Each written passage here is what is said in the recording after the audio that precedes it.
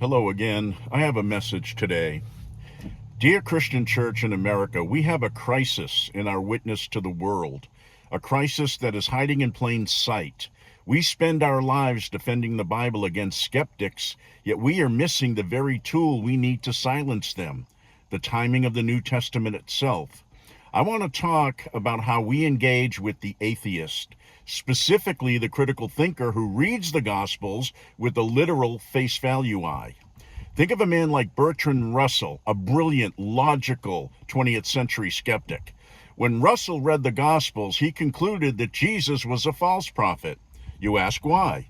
Because Russell read the Olivet Discourse in Matthew 24 and the promises of the parousia in Matthew 16:27 to 28, and he saw a plain literal claim. There are some standing here who will not taste death until they see the Son of Man coming in his kingdom.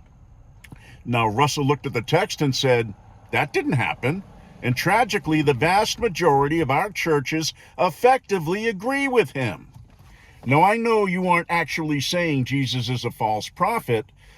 Most of you are dispensationalists. You abide by creeds and denominational presuppositions and Schofield notes. But when you look at those imminent statements, those verses in the scripture that demand a first century fulfillment, you don't see them as true. Instead, you have to perform theological gymnastics.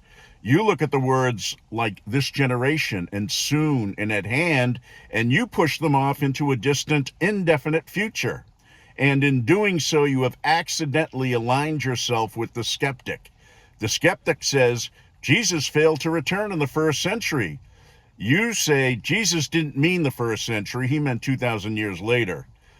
Both sides are starting from the same faulty premise that the prophecy remained unfulfilled in the first century.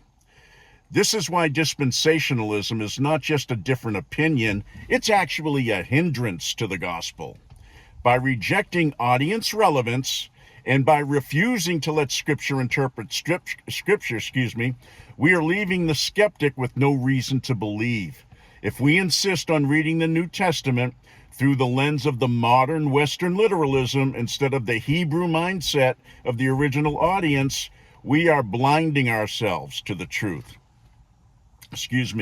We have to understand that the Bible is written in the language of the Old Testament. When the prophets spoke of God's judgment, they used specific apocalyptic decreation language. When God judged Babylon, this is in Isaiah 13, he said, quote, the stars of heaven and their constellations will not give their light. The sun will be darkened. Did the physical sun go out? No. God was judging a nation.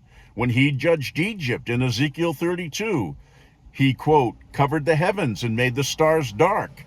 When he judged Israel in Amos and Micah, the language was identical.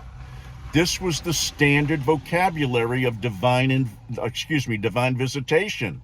When Jesus stood on the Mount of Olives and used this exact language, he wasn't talking about the end of the physical planet. He was speaking as the Old Testament prophets did.